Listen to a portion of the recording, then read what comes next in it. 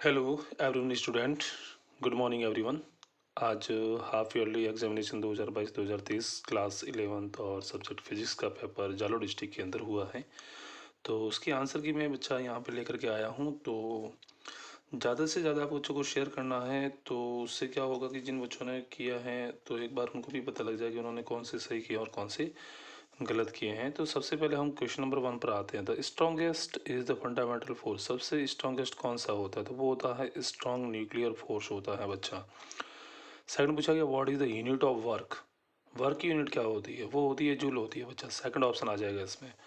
Third दे रखा है what does the slope of the velocity time curve. ये note करके मैंने बच्चा इंपॉर्टेंट लिखवाया था आपको। दो नोट लिखवाए थे, एक तो स्लोप और एक मैंने एरिया वाला। एरिया डिस्प्लेसमेंट को रिप्रेजेंट करता है और इसका जो स्लोप होगा वो एक्सलेशन को रिप्रेजेंट करता है।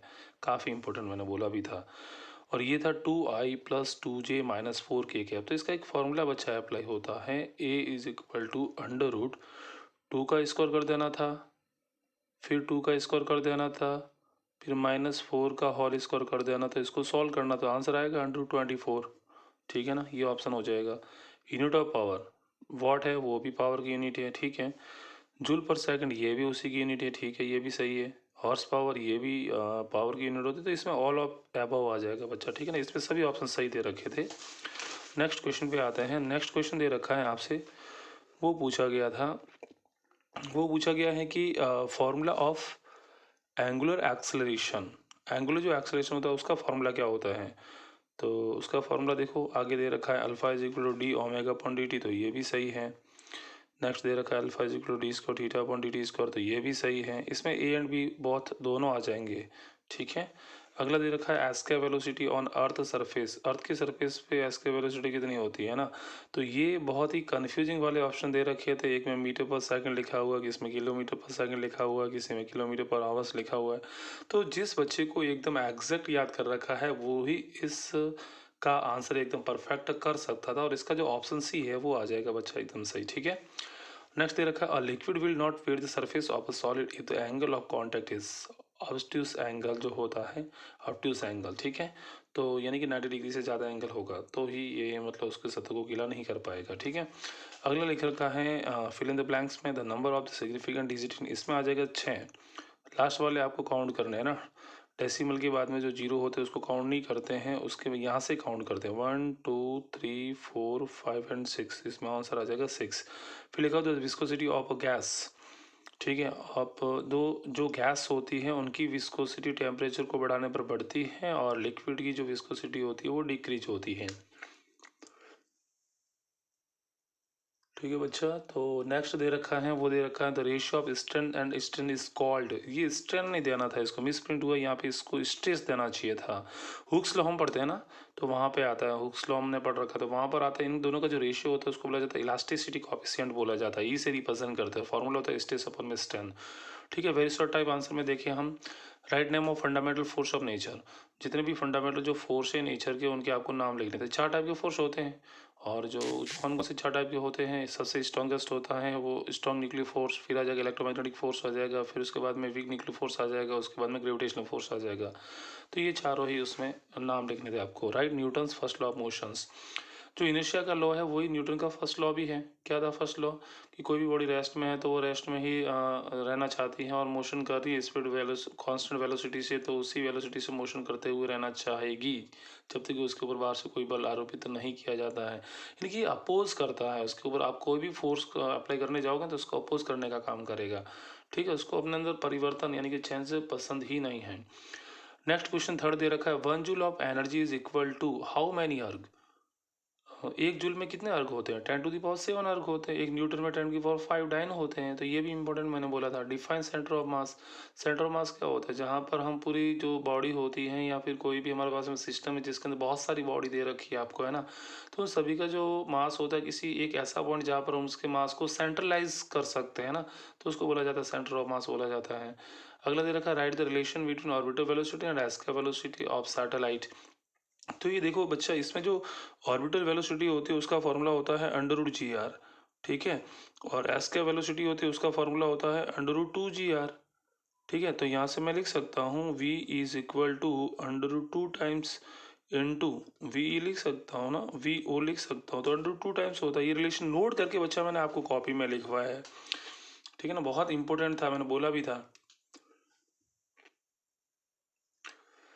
नेक्स्ट है वो दे रखा स्टेट हुक्स लॉ। आपको हुक्स का जो लॉ है वो आपको लिखना था। वो अभी मैंने जो बोला था ना, स्ट्रेस और स्ट्रेंथ होता है, उनका जो रेशियो होता है उसको इलास्टिसिटी को क्या होता है, सिंपल फार्मूला, जो स्ट्रेस होता है वो डायरेक्टली प्रोपोर्शनल होता है स्ट्रेन के, और यहाँ से हम डायरेक्टली प्रोपोर्शनल को हटाते हैं तो एक कांस्टेंट निकल के आता है, और इसी को बोला जाता है इलास्टिसिटी कोएफिशिएंट बोला जाता है, ठीक है ना। तो ये था हुक्स लॉ, आपको ये वाला लॉ लिखना था आपको, क्लियर है।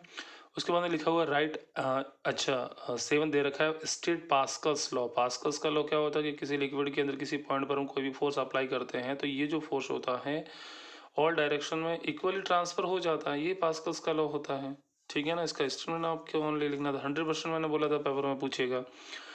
8 दे रखा है right Reynolds number for streamline flow. Streamline जो फ्लो होता है उसके लिए रेनॉल्ड नंबर कितना होता है, लेस देन 2000, 2000 से कम होना चाहिए, 3000 से ज़्यादा होता है तो फिर टर्बुलेंट फ्लो हो जाता है वो, ठीक है ना। अगला आपको क्वेश्चन जो पूछा गया है बच्चा, वो पूछा गया है right expression for centrifugal acceleration and centrifugal force. Centrifugal जो फोर्स होता है, तो सेंट्रीफ्यूगल एक्सेलेरेशन जो होता है उसका फॉर्मूला क्या होता है, इसका फॉर्मूला सभी को पता है।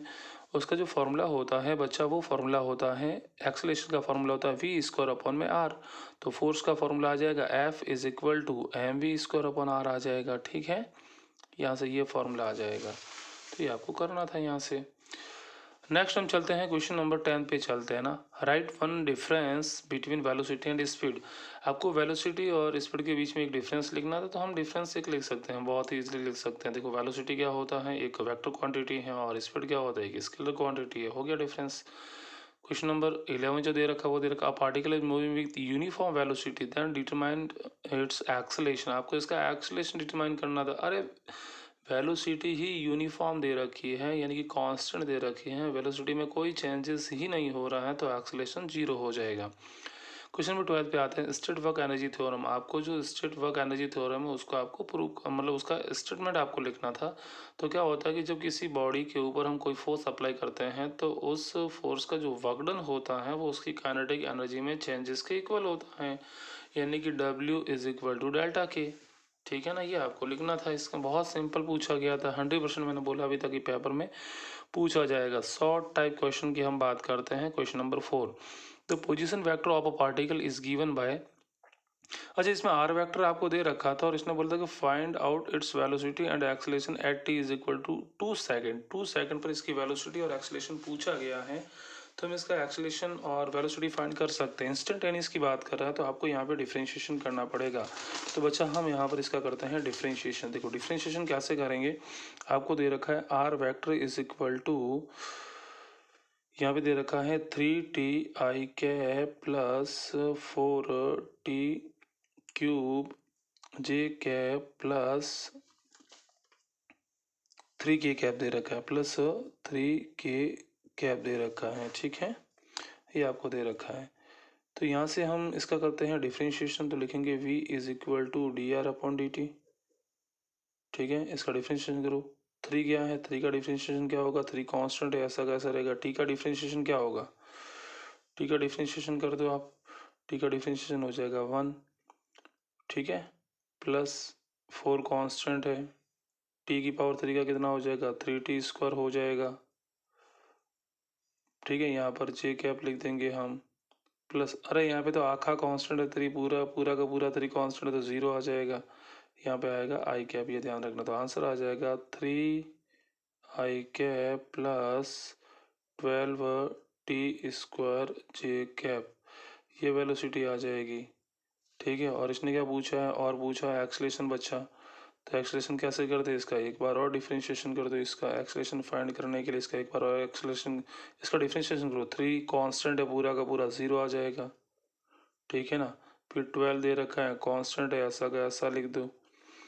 टी स्क्वायर का डिफरेंशिएशन क्या हो जाएगा, 2t हो जाएगा, और पीछे जे कैप दे रखा है तो जे कैप लिख दो, ठीक है। तो आंसर आएगा 24t जे कैप। अच्छा, इसने बोला कि t is equal to 2 second पे एक्सेलेरेशन क्या होगा और वेलोसिटी क्या होगी, तो इसमें आपको कुछ नहीं करना है, टी की जगह 2 सेकंड पुट करना है तो पुट करो। अब यहाँ पे तो टी है नहीं तो 3i कैप ऐसा का ऐसा लिखेंगे। यहाँ पे 2 वैल्यू रखेंगे तो 2 का स्क्वायर करेंगे 4 आएगा, 4 का मल्टीप्लाई करेंगे तो 48 आ जाएगा जे कैप। ये आ गई भाई साहब वेलोसिटी, बहुत सिंपल। और यहाँ पे टी की वैल्यू 2 रखोगे तो एक्सलेशन कितना आ जाएगा 48 जे कैप आ जाएगा। ये हमारे पास में आ गया एक्सलेशन और ये हमारे पास में आ गया वेलोसिटी, बहुत सिंपल दे रखा था। अच्छा, इसका मैग्नीट्यूड भी बच्चा फाइंड कर सकते हैं। आई कैप और जे कैप 2 डायरेक्शन दे रखे हैं, उनका रिजल्ट कैसे फाइंड करते हैं, वही फॉर्मूला अंडर रूट वाला। तो 3 का स्क्वायर 9 हो जाएगा और इसका हम स्क्वायर कर सकते हैं। तो एक बार देख लेना, शायद 2309 आएगा, 2304 आएगा, ठीक है ना। 48 का स्क्वायर देख लेना एक बार। तो इसको सॉल्व करेंगे तो फाइनली आंसर आएगा 2313 अंडर रूट में आएगा मीटर पर सेकेंड। और इसमें तो एक ही दे रखा है डायरेक्शन, तो रिजल्ट ही आपका यही है, ए इज इक्वल टू 48 मीटर पर सेकेंड स्क्वायर।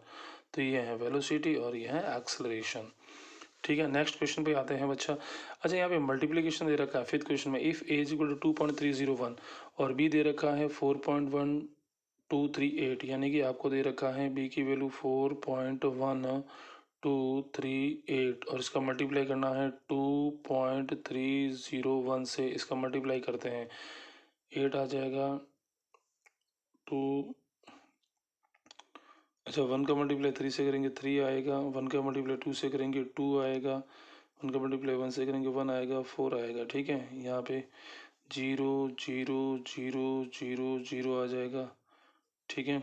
यहाँ पे 3 का मल्टीप्लाई करेंगे 3 अठे 24 आ जाएगा, 3 3 9 2 11 आ जाएगा, 3 दूनी 6 और 1 7 आ जाएगा, और 3 1 3 आ जाएगा, 3 चौक 12 आ जाएगा, ठीक है।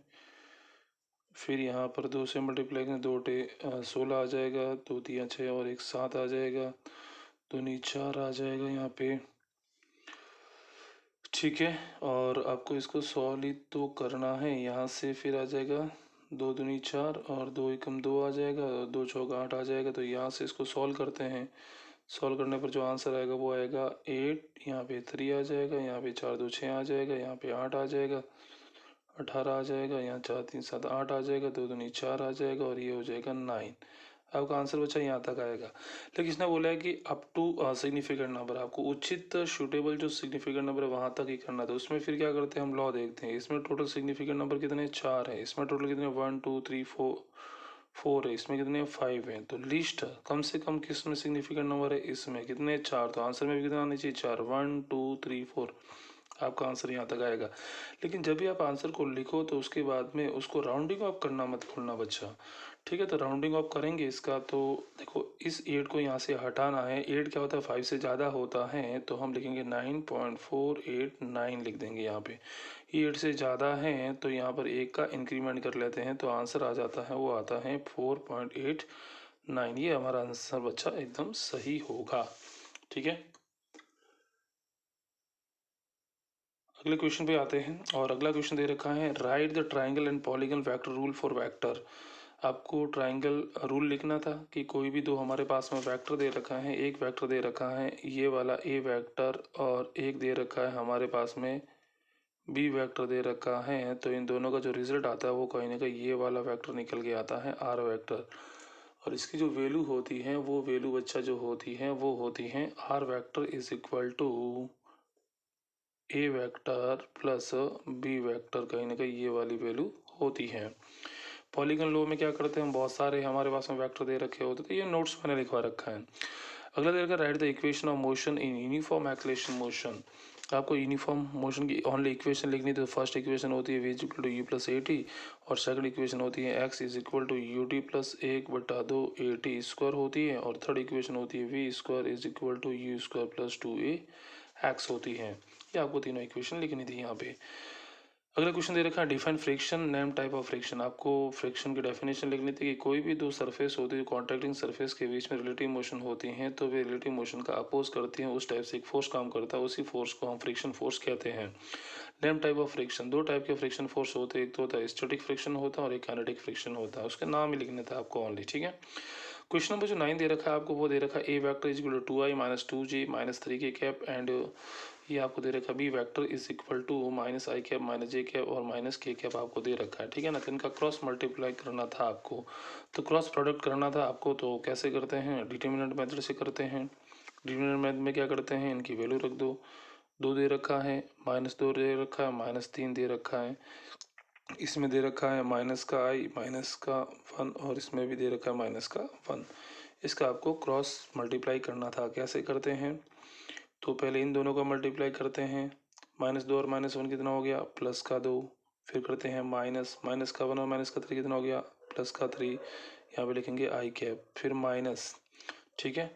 फिर यहाँ पे इन दोनों का मल्टीप्लाई करेंगे तो -2 आ जाएगा। फिर इन दोनों का मल्टीप्लाई करेंगे तो माइनस में आ जाएगा, माइनस का +3 हो जाएगा।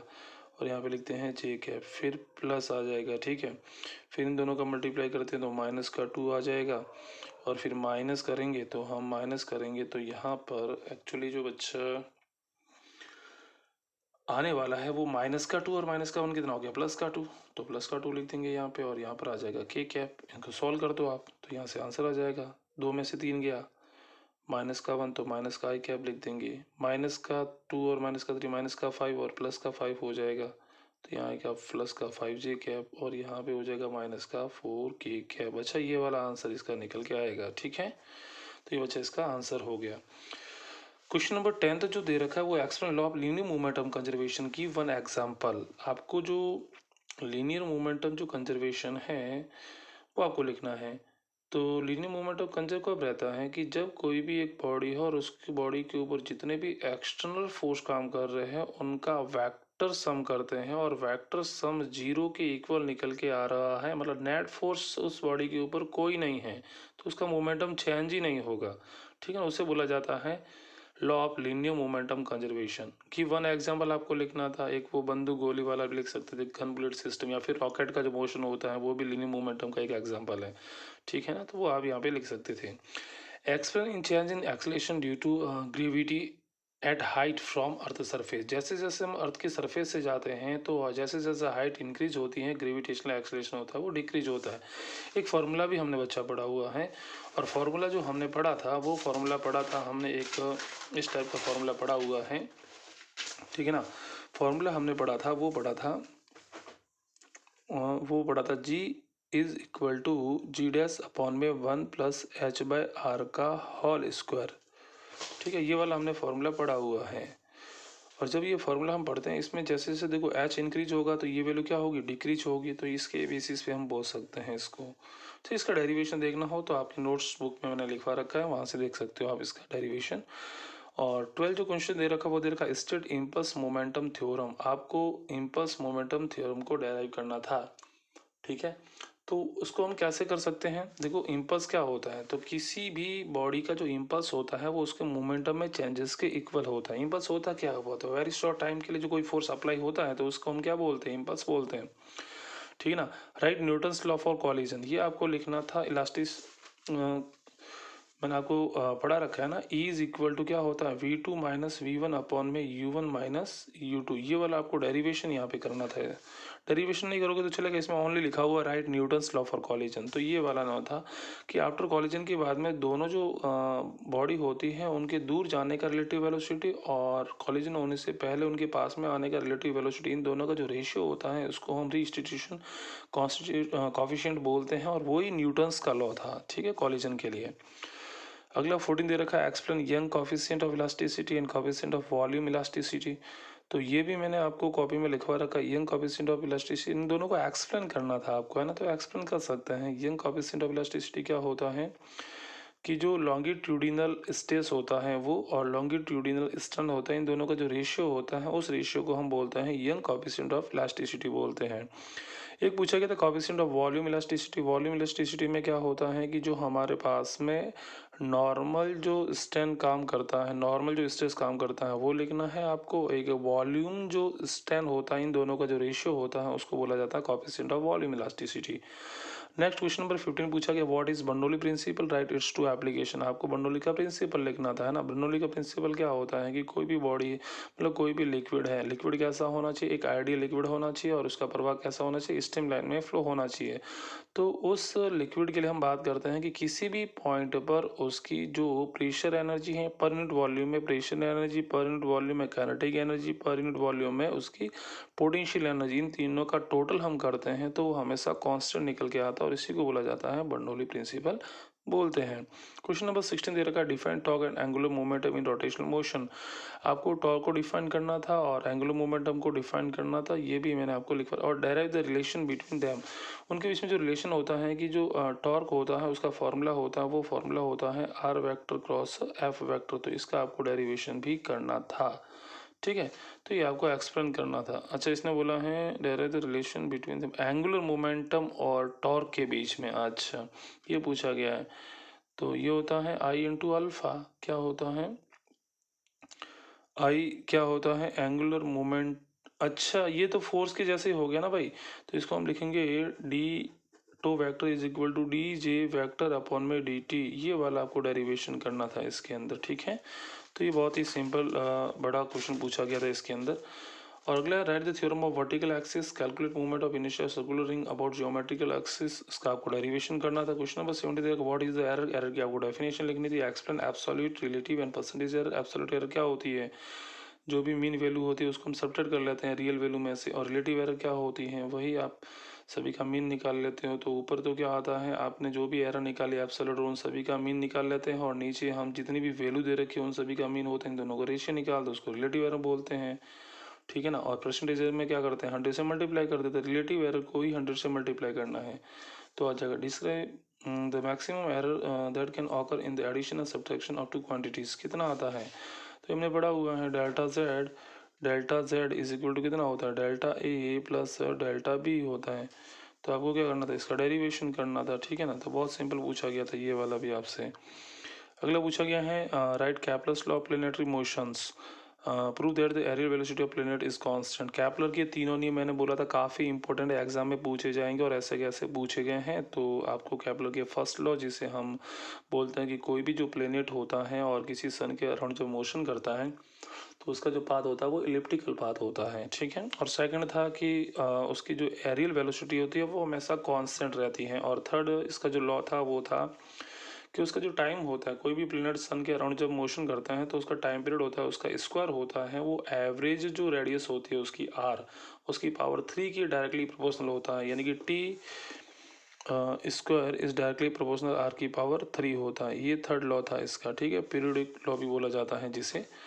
और इसका जो और में दे रखा है वो बहुत सिंपल दे रखा है, ये मैंने कॉपी में भी करवाया था और एज इट इज ऐसा का ऐसा ही करवाया था और ऐसा कैसा पूछा गया। Is the work factor scalar, क्या ये जो वर्क होता है वो वेक्टर है या फिर स्केलर है। तो वर्क होता है वो तो ऑब्वियसली सीधी सभी को बात पता है कि स्केलर ही होता है। Prove that the total mechanical energy is conserve in freely falling body, जो मैकेनिकल एनर्जी होती है वो कंजर्व रहती है, ये आपको प्रूव करना था। तो इसमें प्रूव करने के लिए 3 अपन अलग अलग पॉइंट लेकर के इसको प्रूव कर सकते हैं। तो बच्चों ये था जालो डिस्ट्रिक्ट में हुआ फिजिक्स का 11th का पेपर, उसको हमने यहाँ पर आज अच्छे से डिस्कस किया है।